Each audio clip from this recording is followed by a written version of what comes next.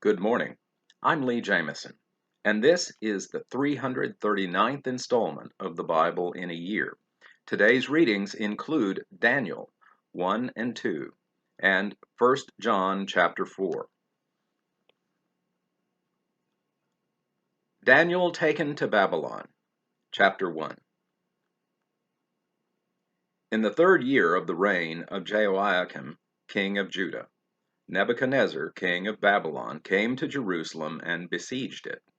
And the Lord gave Jehoiakim king of Judah into his hand, with some of the vessels of the house of God.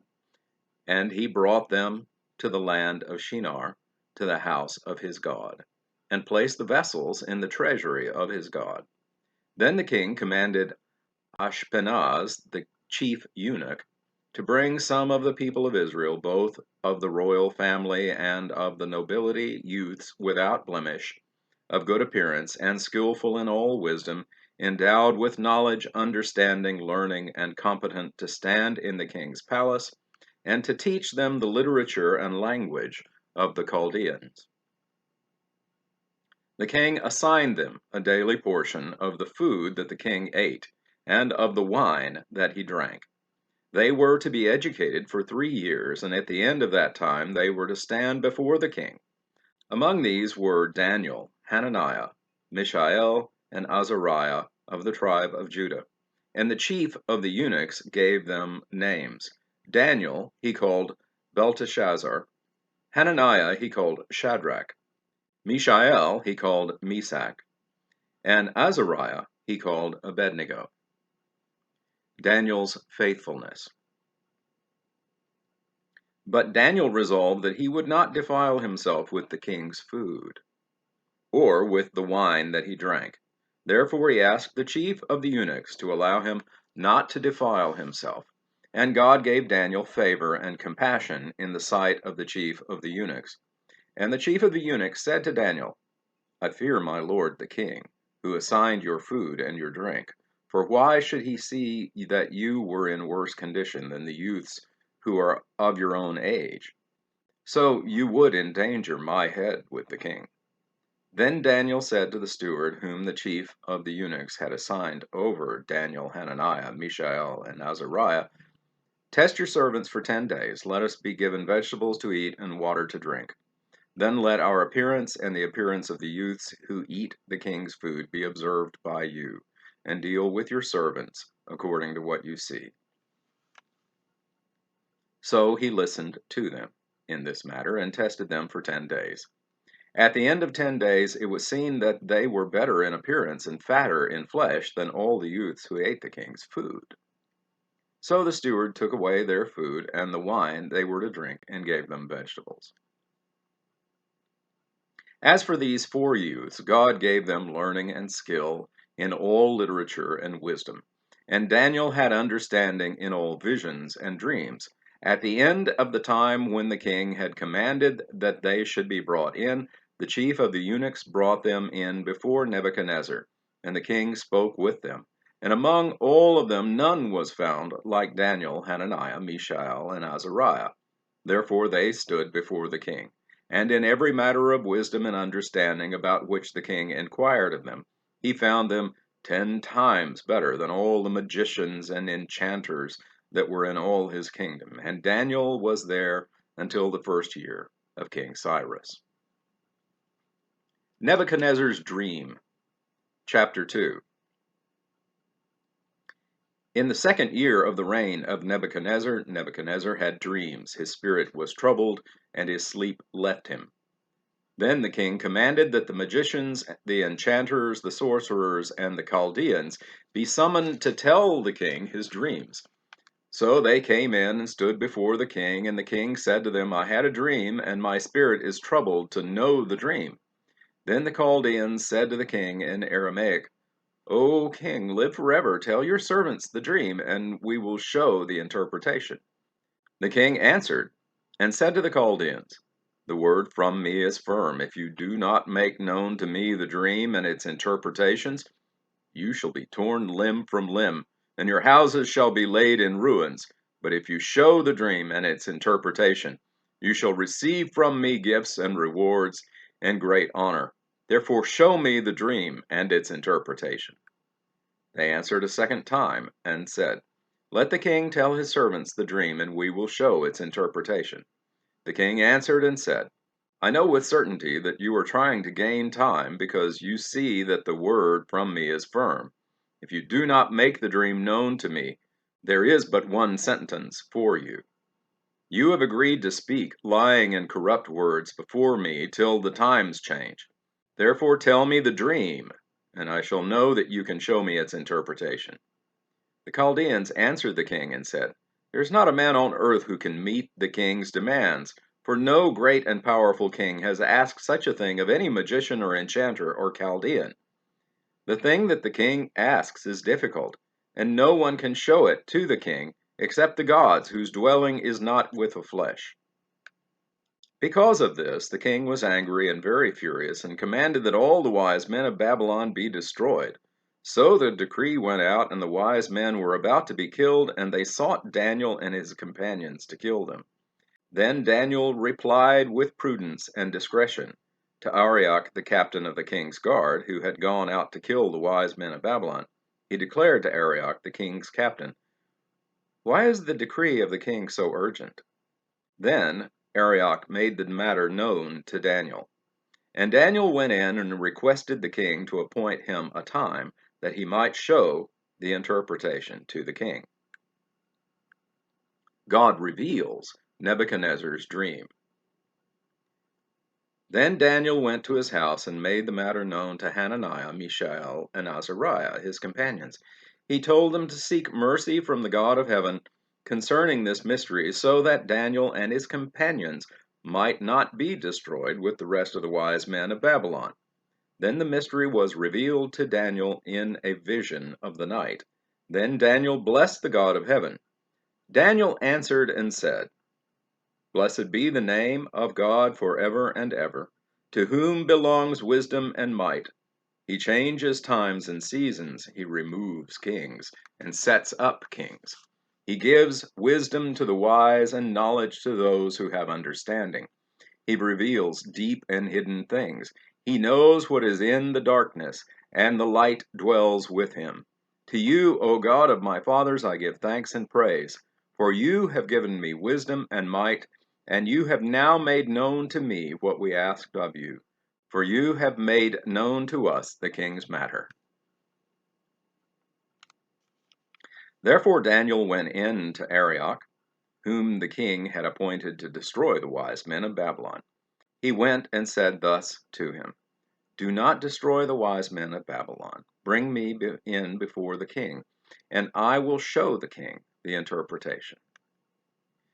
Then Ariak brought in Daniel before the king in haste, and said thus to him, I have found among the exiles from Judah a man who will make known to the king the interpretation.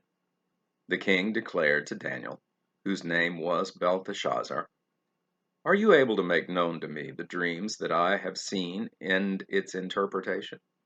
Daniel answered the king and said, No wise men, enchanters, magicians, or astrologers can show to the king the mystery that the king has asked. But there is a God in heaven who reveals mysteries, and he has made known to King Nebuchadnezzar what will be in the latter days. Your dream and the visions of your head as you lay in bed are these. To you, O king, as you lay in bed came thoughts of what would be after this. And he who reveals mysteries made known to you what is to be. But as for me, this mystery has been revealed to me, not because of any wisdom that I have more than all the living, but in order that the interpretation may be made known to the king, and that you may know the thoughts of your mind. Daniel interprets the dream. You saw, O king, and behold a great image. This image, mighty and of exceeding brightness, stood before you, and its appearance was frightening. The head of this image was of fine gold, its chest and arms of silver, its middle and thighs of bronze, its legs of iron, its feet partly of iron and partly of clay. As you looked, A stone was cut out by no human hand, and it struck the image on its feet of iron and clay, and broke them in pieces.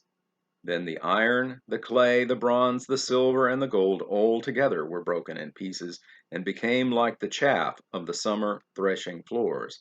And the wind carried them away, so that not a trace of them could be found.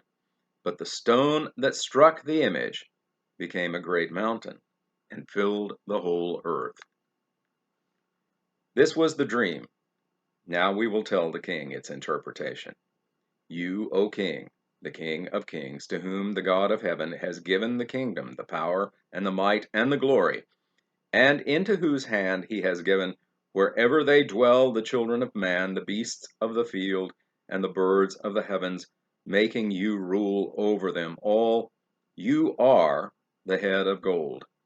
Another kingdom inferior to you shall arise after you, and yet a third kingdom of bronze, which shall rule over all the earth.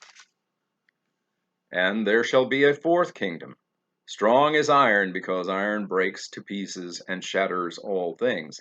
And like iron that crushes, it shall break and crush all these. And as you saw the feet and toes, partly of potter's clay and partly of iron, it shall be a divided kingdom.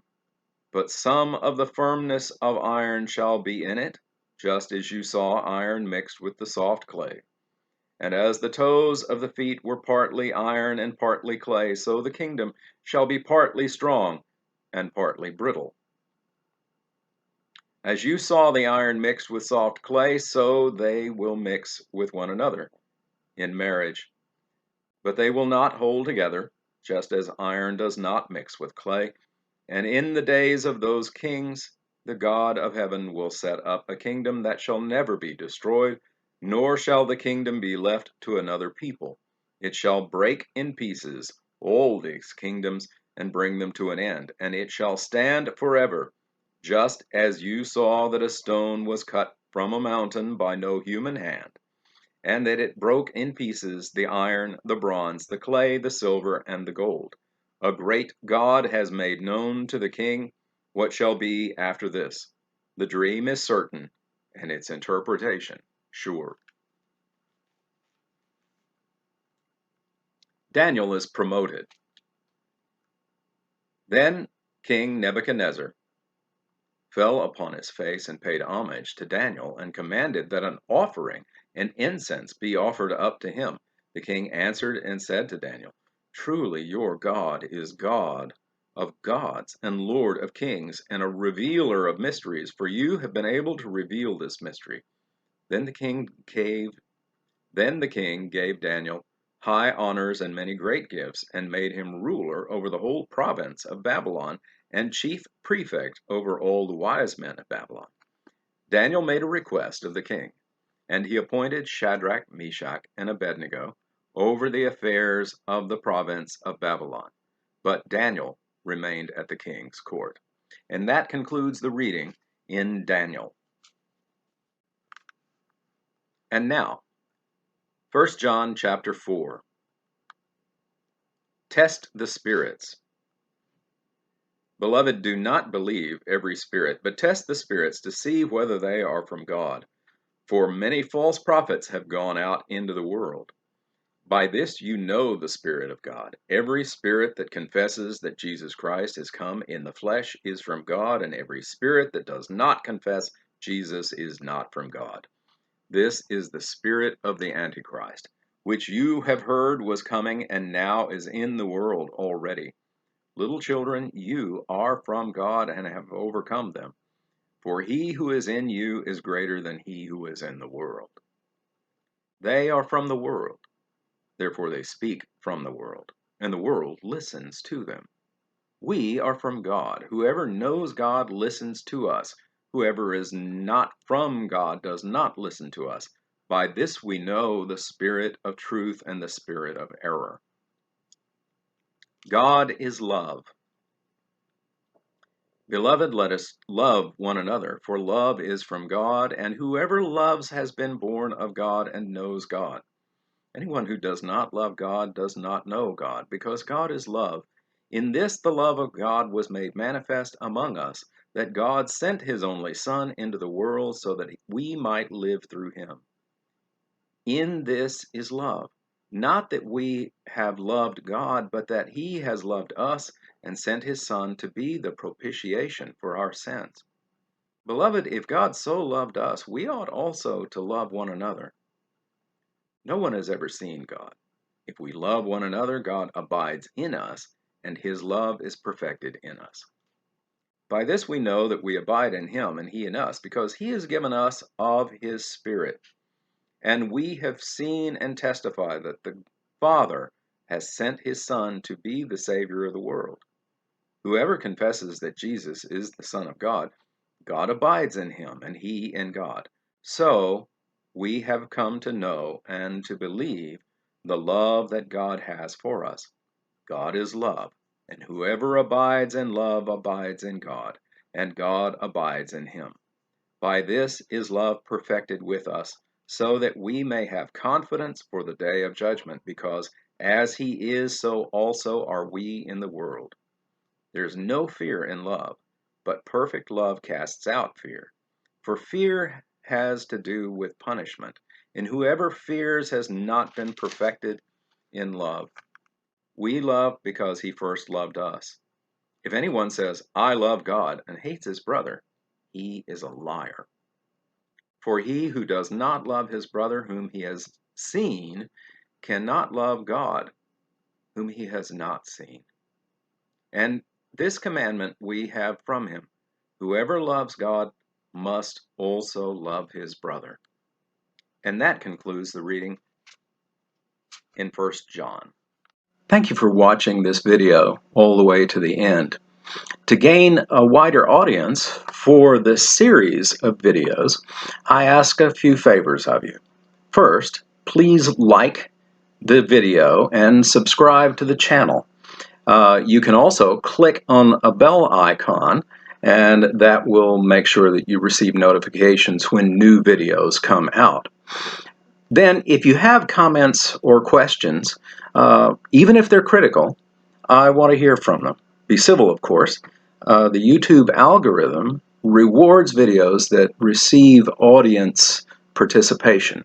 So I appreciate your input. You are a part of this channel as well.